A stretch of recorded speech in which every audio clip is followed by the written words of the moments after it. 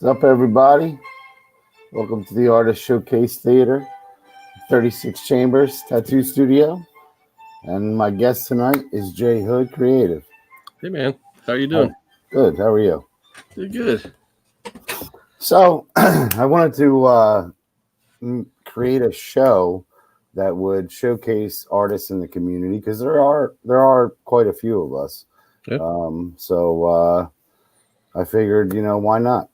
Nobody else was doing anything like it, so I said, let's run with it. And you're my first guest tonight, and I think it's going to be pretty interesting, pretty informative to the community who may not know an artist personally, to shed some light on, what we do and how we think. Yeah, I like the idea. Yeah, it seems like every day someone new kind of pops up that has, some drawing skill that we didn't even know about. All right. So. Especially Comic Head 84, Kenny. Yeah. Who knew? He was making comments about some of the stuff that I was like showing and putting on Instagram or just the way he was talking about books. And I was like, do you have like a design background? Because you seem to know what you're talking about. Right. And I think that comment kind of spurred him a little bit because it was soon after that he started posting some sketches and stuff. Right. Yeah, he's coming along. I told him, man, practice makes perfect. Yeah, that's the truth. Yeah. All right, so this is what I'm going to do right now. I'm going to make myself small, and you're going to basically introduce yourself. Tell everybody who you are and what you do. Okay. Yeah. Go ahead. Yeah, so I go by Jay Hood Creative here on YouTube. A few people might have heard me mention my name. His first name is Jamie Hood. And right now my full-time gig is as a product developer and graphic designer for Round 2 LLC. And we own a lot of the major model kit brands. Some of them you might, if guys our age that have put together car models or figure models or spaceship models when you were a kid, we own some of those brands. AMT and MPC specifically are kind of our older brands. Actually, we own Lindbergh as well, which is really old. It's a brand that's over 50 years old. And I work on a line called Polar Lights, which is a bit more modern. It's only 25 years old, something like that. And it's known for doing like sci-fi and pulp culture stuff. And so I get to figure out like, okay, what sci-fi pop culture kit are we going to do? And in some cases, we're dealing with old tooling. It's how to make the kits new and fresh and maybe improve some areas that were trouble spots before. Oh, nice. Or in some cases, we do brand new kits. And I actually had a live stream, our first live stream for my day job the other day on Friday afternoon at 4. And, I know I'm trying to develop a following here on YouTube about all the comic book stuff, but I knew I'm actually going to have more of a following on YouTube for the modeling stuff because I've got a kind of a bigger name kind of that way. Okay. So as opposed to like the 10 or 15 people I might see in a live stream that I put on, we had close to 300 people in the live chat. Wow. So that was pretty interesting. That's awesome. But there I announced some of the brand new kits we're doing. We're doing a 1/32 scale Galileo shuttle, which is from the Star Trek original series TV show. Okay. If you remember that, anytime they got stranded on a planet in a shuttle, it's that kind of boxy shuttle. And right. Our market's been kind of hounding us for that for a few years, so we're finally getting around to do it. Nice. All right. So that's pop back in here. Sure. So that's cool. What I do is my day job, and I get a lot of creative, I don't want to say energy from it, but I accomplish a lot creatively through that. So okay, how did you get into modeling? Did you? So before that, I was working in the RV industry, designing exterior graphics for RVs, which was a kind of a boring job. Yeah. I didn't like the industry, but my employer was a great employer. Right. So I stuck around there for a while. But actually, it's through our LCS, our comic shop. Someone came in that worked at our company and asked the comic shop owner, "Hey, do you know anybody that can draw?" Because actually, our comic shop owner is a is an artist himself. He's drawn his own comic, his own series. Oh, nice. So he was asking, do you know anyone in the area that could draw? And they're like, yeah, we do. Our LCS had actually been hosting sometimes as weekly or sometimes as monthly meetup of comic book artists or people that wanted to become comic book artists and writers, creators. And they invited us to their store, and they gave us table space, so we were able to hang out for a couple hours every once in a while and just chit chat and draw and kind of talk shop. So that's how they had known that I was kind of in the area and had interest in what they were doing at the company. Well, that's pretty cool. You know what I mean? It's cool how the channels meet. You know what I mean? For sure. I just want to shout out the chat real quick. What's up, NYC? Hi, Alea. Bake the Snake, Joey Bag, Seawood. Anybody else? I'm trying to see. Thierry, my man. All right, so what is your background in art? Did you go to school? Are you self-taught? So I went to art school. I went to the Columbus College of Art and Design, which is in Columbus, Ohio. I had always kind of drawn. I was always interested in comics, so there was always a little bit of that crossover where I was both an artist and interested in comics. So they kind of met, and I'm like, I'm gonna draw, superheroes and stuff like that. Right. Once I got into college, I was aspiring to do like Frazetta style, like book illustrations or album covers, things like that, sci-fi, fantasy, anything like that. But actually putting, paint to canvas and that kind of thing. But by the time I graduated, that kind of had fallen out of favor. When I was in college, I was right at that borderline where I was an illustration major. If I had been an ad design major, I would have taken more computer classes. Right. And the illustration majors it was like an elective and that kind of thing. Yeah. So within 5 years of that, it was like industry standard as computers. So I had to kind of learn that after the fact. How did you feel about going, for mostly paper to a lot of things being digitally made now? Yeah, I held out as long as I could. Yeah. That's for sure. Yeah, I know in my field especially, it streamlines my job because I don't have to buy as many pencils, pens, markers, paper. It's one-stop shop from reference to line drawing to stencil. It goes pretty smoothly. Yeah, I mean the most valuable thing on the computer is the undo button or the key combination. Yeah, undo, and being able to recolor things and correct things. And yes, yeah. It does make our jobs a little simpler in a way. It was the most nerve-wracking thing sometimes pulling a straight line on a piece of paper to make that line so straight. Now all you do is hold it there and it makes it straight for you. Yeah. I use an iPad Pro and Procreate, and the thing does wonders. It's you can symmetrical things. You just draw the one side and it puts the other side on there for you. Yep. Yeah. So I mean, it's definitely sped up what my business does, and I'm sure it's. I mean, I'm a huge Todd McFarlane fan, and I love following him and showing his little drawings that he does, like on Facebook Live. He'll like post a video, and he'll draw like a Venom in like 3 minutes. You know what I mean? And if he messes up, he just hits a button and erases it. Yeah, it's pretty amazing. Yeah, I've kind of messed around of actually creating art whole cloth in the computer, and I'm trying to think. I did for our LCS, for the book he was publishing, I did I think a 5 or 6 page story for him.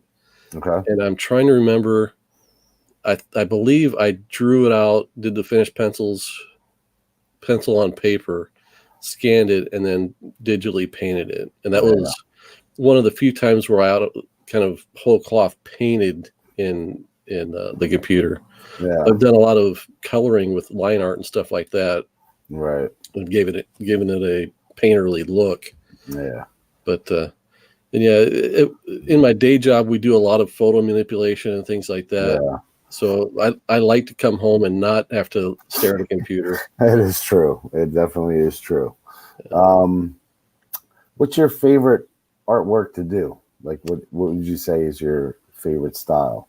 I've only gotten back into like hand painting, the acrylic paintings. I'm doing the spaceships and stuff like that Okay. in the last 5 years or so.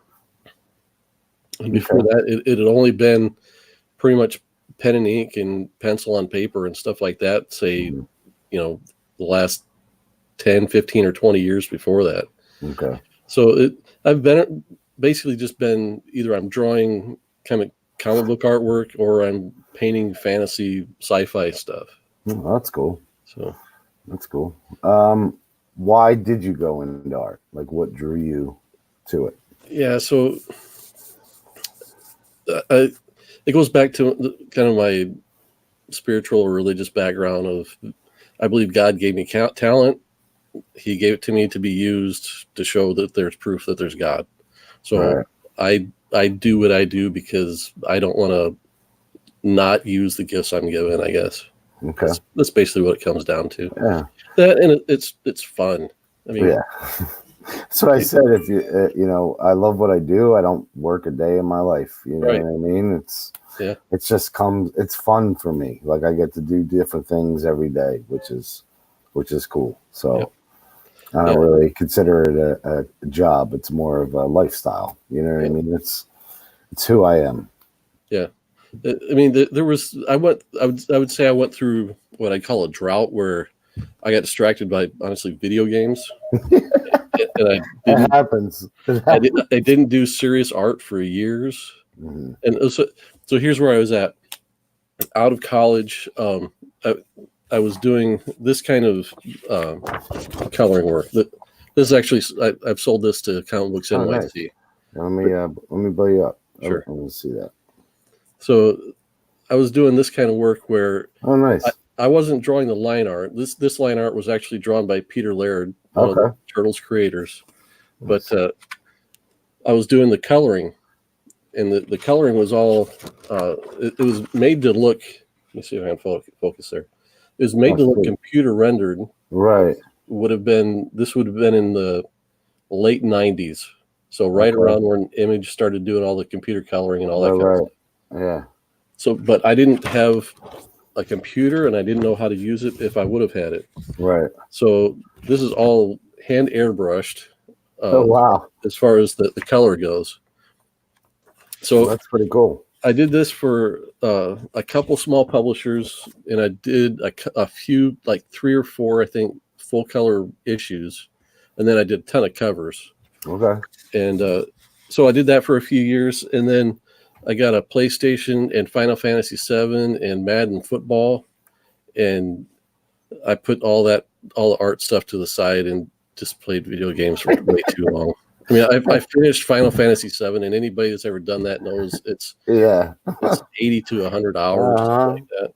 That's a long game to play. And the biggest thing was when I was doing this one year at a Chicago Comic-Con before it was the Wizard World Chicago. Right. Will Spertatio was doing portfolio reviews for basically any commerce. So he reviewed me as a colorist because that's what I was bringing to the table, and he offered to hire me at minimum wage to move to California, and they would let me learn how to color on the computer. And I was like, that'd be really cool, but I don't know about the fact that I'd be making minimum wage in LA. Yeah, man, it ain't gonna happen. Yeah, I was married already, so yeah. I mean, it's tough. Like it is for a lot of artists. It is a true statement. The starving artist. It's nobody. I don't know. I guess people look at us as it doesn't take a lot of skill. I guess you could say, like, some people do realize the talent we have, but most, like, I know, especially from my experience, people come in and they act like it's a sticker. You know what I mean? I just slap it on them, and no, it's hours of preparation, hours of design. And then you come in and it's another waiting game. It's we can't just chop your skin up, leave you scarred and walk out the door. No, we take our time and make sure it's done well. And some people they don't. I was always told, know your worth and add tax. You know what I mean? So yeah, I've always had a hard time figuring out what that dollar amount was. I always underestimate myself, and I've never. I'm confident in my skill, but I don't know. I'm. It's weird when it comes to pricing art. I've always had a hard time doing it. We're all self-doubters too. Yeah. It's tough. I've had artists come work at my shop, and that's the toughest part, is to get them to know the value of what they're doing. And it takes a lot of coaching. And I mean, I've got to the point now where I know, what the talent of someone and what people will pay, for the artwork. It's just them actually asking for that dollar amount is tough. Right. So, but we all, go through it. I mean, I have, I still do, so it's just something, as an artist, you don't really know how to put a dollar amount on something you love to do. Yeah. Do you have any, like, particular art you most identify with, like, that you would say, this is me, like my style? No, I mean, I tried to be an Adam Hughes clone at one time. I've always been a fan of Bill Sienkiewicz. Okay. When I do like the spaceship paintings and stuff like that, and when I do the automotive stuff too, I'm trying to emulate the look of the art that I saw on Malekith boxes 30 years ago, 40 years ago. Okay. When it was kind of the 60s and 70s era of illustration, right, where you could tell there was good draftsmanship behind the illustration, and that was the basis for it. Totally. But those guys found ways to just simplify shapes and stuff like that, that I just haven't kind of figured out yet. Yeah, they did. It's so complex yet so simple. Yeah. And that's what makes that art back then so great. You know, it was unbelievable what they would do with minimal things. It was just like, wow. I watched a video on Instagram just the other day where a guy he had a calligraphy marker, and he just started making marks on a page and drew this perfect face. It was like maybe this big. And I was just like, I wish I could do that. Just put a mark down and live with it.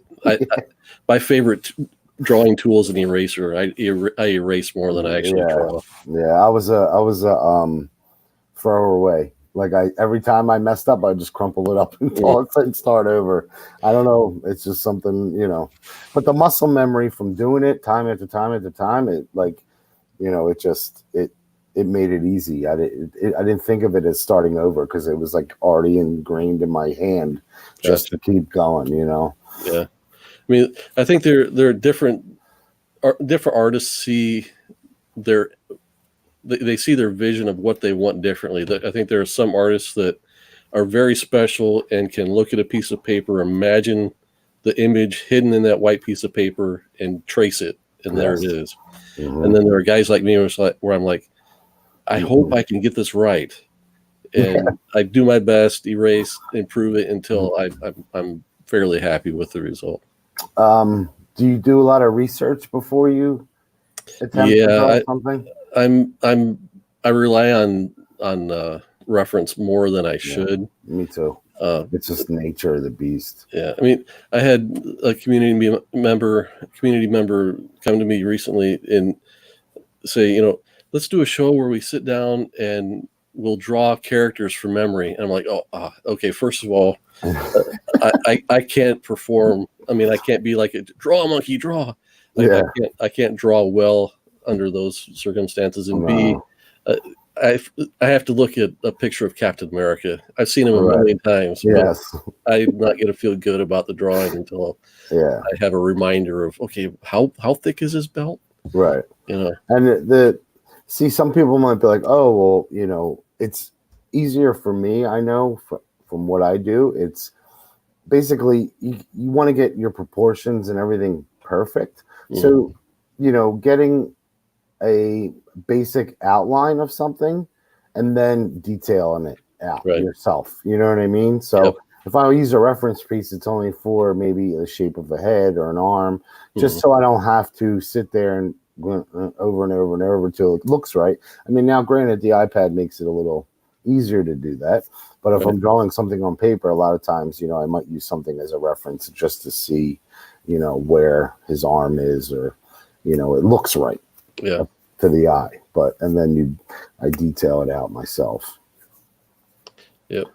Yeah, I think that if anything, you mentioned earlier that kind of practice makes perfect, and I think the thing I'm rustiest on is just getting anatomy down quickly. Yeah. Where it's coming out of college, I had it down pat, and now I sit down to do it. I'm like, that doesn't look right. I erase it, draw it again. That still doesn't look right. And yeah, that's the thing that I'm kind of frustrated with most right now when it comes to that kind of thing. Yeah, I know.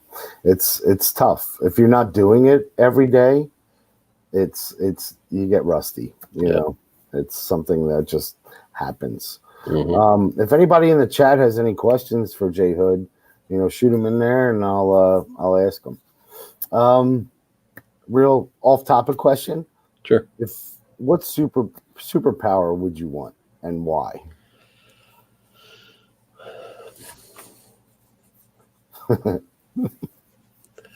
This is why I'm an X-Men fan, because I like a lot of the powers of a lot of the X-Men.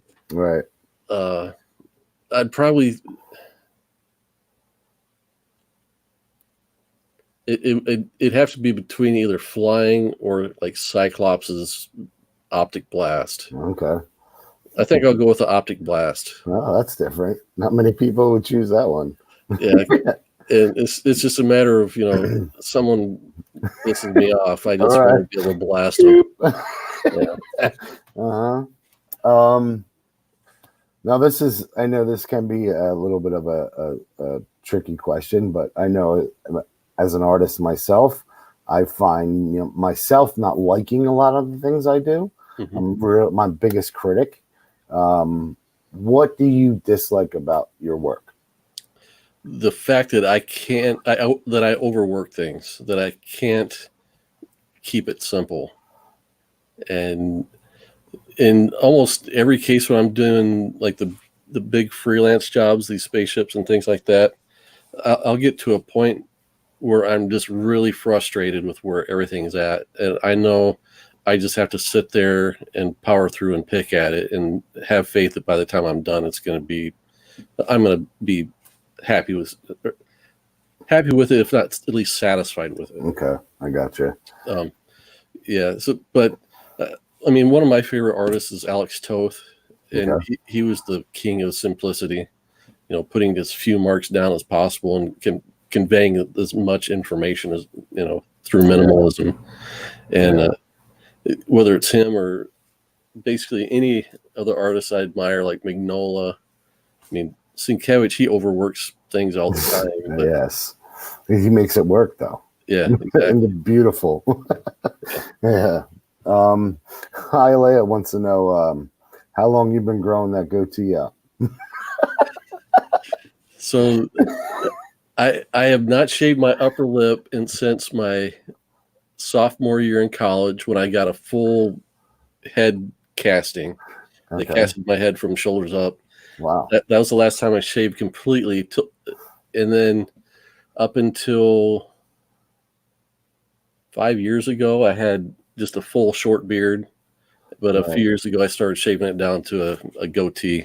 And now I have to trim it up every couple of weeks, or otherwise my friends start picking on me for having a beard that's looking like an Amishman or something like that. What was the best piece of advice you were given as an artist? If you can remember.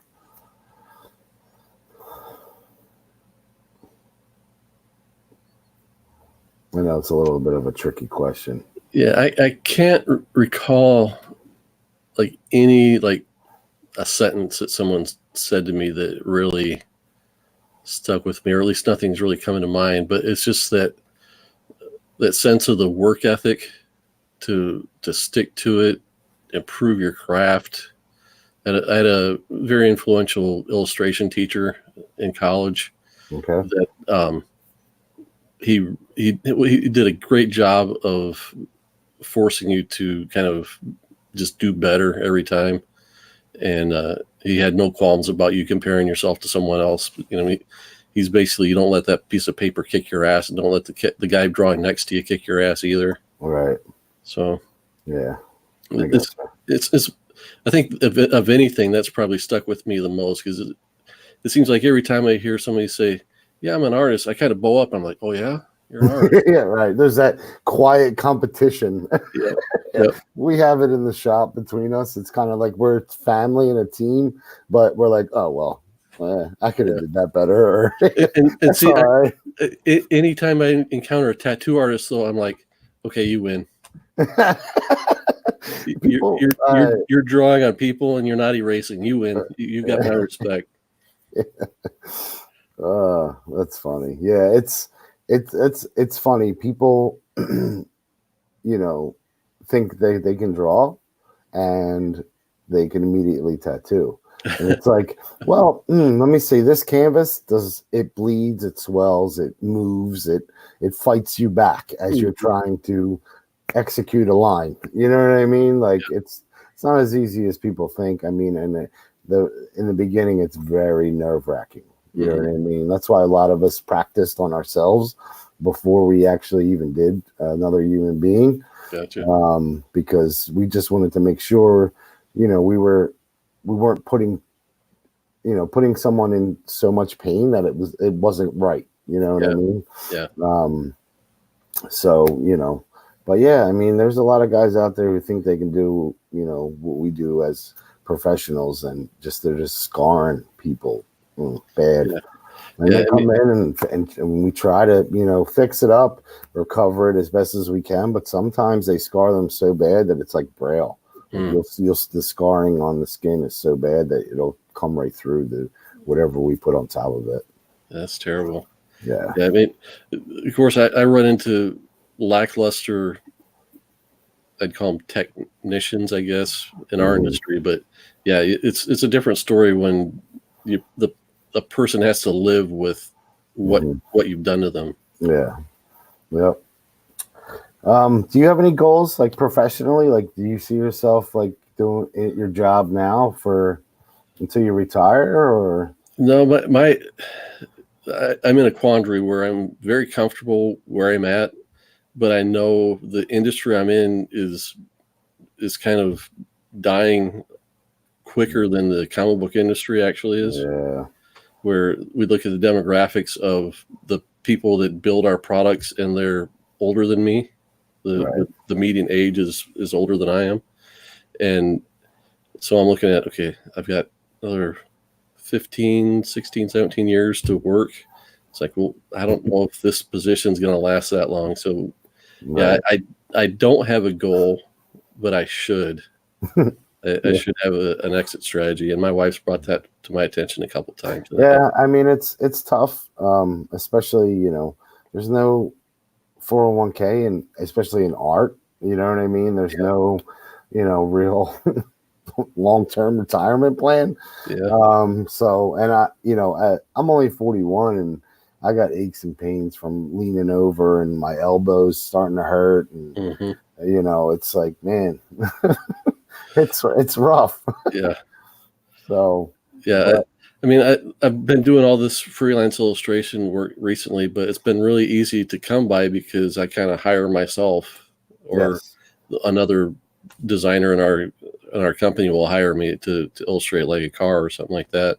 Right. So, I mean, I'm building a body of work, a portfolio that I can kind of shop around. So yeah, it's something that I can try and fall back on. I'm not sure that I'm not keeping up with the rate that I'm making as far as time goes. So yeah, I know people are like, oh, how come you never got into drawing for comic books or anything? I'm like, because I knew some inkers from Marvel back in the day, and they didn't make nothing.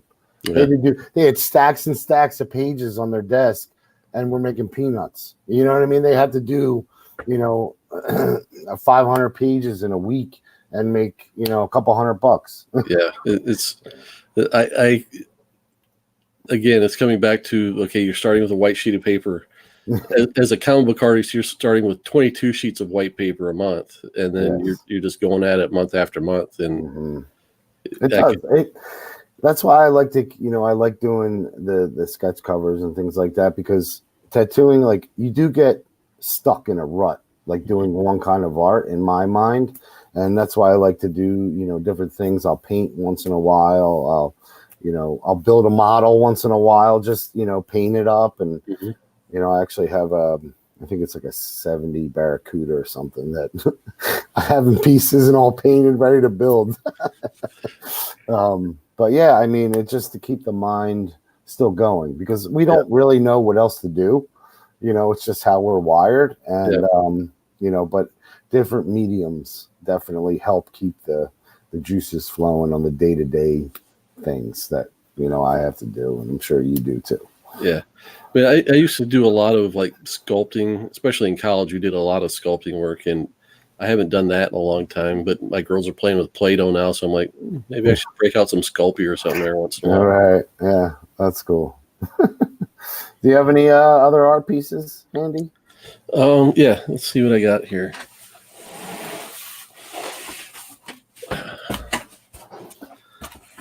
Some of these freelance pieces get kind of big, so I'll see if I can find one that's kind of manageable to show. Okay. What type of pens do you like to use? Are you a Micron guy?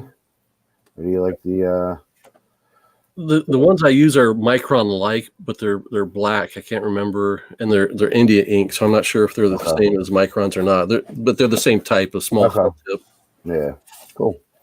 Yeah, they're my favorite. I tried like the Prismacolor ones and some of the other off brands, and I keep going back to the Microns.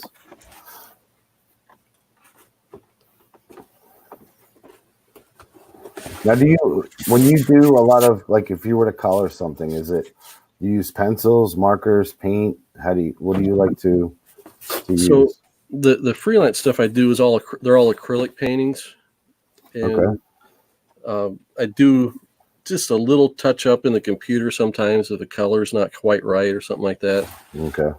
And every once in a while I might hit them with a little bit of colored pencil, but for the most part they're paint. Right. I've played around a little bit with the Copic, like grayscales and stuff like that, but I haven't really done anything serious with them. Right. I'd like to do some more of that, so that's kind of what everyone's using on the sketch covers and stuff like that. You just got to make sure there's no glossy stuff on it. Yeah. Or just because. So this is a book cover I did for a guy, and I'm working on the second one in a series for him. I'll make it bigger. Oh, wow. That's pretty dope. So that's kind of how it printed. Oh, nice. Yeah. It's crazy, ain't it? Because we do things so much bigger than they actually get printed as. Yeah. And the color shifted pretty significantly in this. It printed really kind of purpley. Yeah. That's pretty dope. Let's see here. And I do illustrations for car. Oh, nice. Let me see that. Model car lids. Yeah. So did it, and usually there's a series involved. Usually you have to do two views. Okay. They don't necessarily need to be the same color car. So. Oh, nice. Now, are they digitally done? Or they? No, these are all hand painted. Okay. Sweet. They look amazing, dude. So I need to find. I found guys that are interested in the spaceships I'm doing. So I've got buyers for those. I need to find somebody that's into Camaros and 2008 Chargers, so I can get some of these originals sold. This is one where I need to get back to it. Oh, wow. To fill in Rodan. Oh, shit. That's nice. Wow, dude. How many hours you got into that so far? This one probably at least 60, probably 80. Man, yep. Yeah. Yeah. People don't realize how long it takes to do stuff. Yeah. Yeah. And I always underestimate. Oh, I do the same thing. And this is one of the spaceships. Oh, dude, that's awesome. Now that's a model. Yeah. Okay. That was, I mean, I guess the rendering for it. So Or this will be the box lid illustration. okay. So when you go to buy it, this is what you'll see. Oh, nice. That thing's sick. And that's all painted with acrylic. Yep. Oh, that's nice. Let's see if I can get a detail look there. Yeah, man. Yeah, it's one thing I haven't really dove into too much is painting.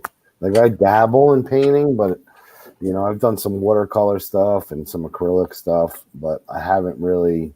I've probably only painted 2 paintings in my entire life. Oh, really? As far as, you know, acrylic paint on canvas, like that's it. Yeah. There was an exhibition here in our area at our local museum. It was probably about 3 weeks ago, and I found out about it like the last weekend. So we made a hurried trip over there and only had like an hour and a half or 2 hours to spend. But it was a collection of sci-fi and fantasy illustration work where they had, I don't know if you're familiar with the artist named Michael Whalen. Sounds familiar. He did, well, here, I'll show, let's see if I can find the book. He illustrated this, and they actually had this illustration, the original illustration, hanging in the exhibition. Oh wow! But it had everything from guys like him, and he's done more contemporary work as well. Okay. But they had a Frazetta. They had I'm trying to think of the Golden Age guy that everybody is really interested in, the comic book artist. He'd also done like had done pulp cover illustrations. I'm not that familiar with Golden Age artists, but I've heard the name mentioned several times, and I recognized it as soon as I saw it. Okay. But they had just tons of pulp cover illustrations, Frazettas, John Allen St. John's, basically any kind of fantasy or sci-fi illustrator you could name. They had at least one piece of theirs in the exhibition. Oh, wow. And then they actually had a side exhibition where they had more work from Michael Whalen and a few other artists. And it was just amazing to get up close to see an original like this or one of his more contemporary works and just look at, you can see, of course, the brush strokes and stuff like that. Yeah. But I look at it, I'm like, how did he get his acrylic so buttery? Yeah. It looked like they're just put down with like dabs of, like a palette almost. Yeah. I work with this one guy. He does a lot of geometric painting. Mm-hmm. And it's like, I'm amazed by how he does it. It's so like, he took acid and painted this thing because it's so intricate and like the geometric shapes that are in it, and it's fantastic work. Like I've never seen like stuff like this before. Yeah. And as soon as he walked into my shop, I was like, dude, hell yeah! Like the artwork was amazing. Hold on one second. Let me see if I can grab something. Okay.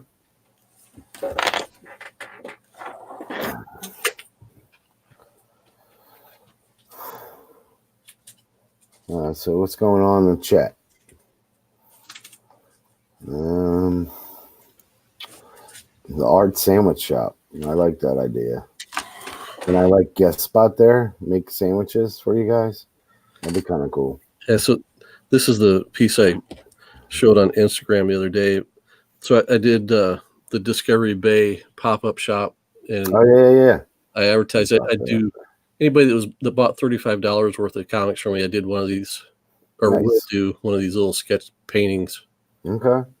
Well, what size is that? Like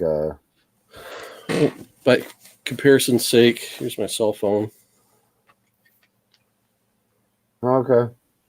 So, cool. All right. Nice.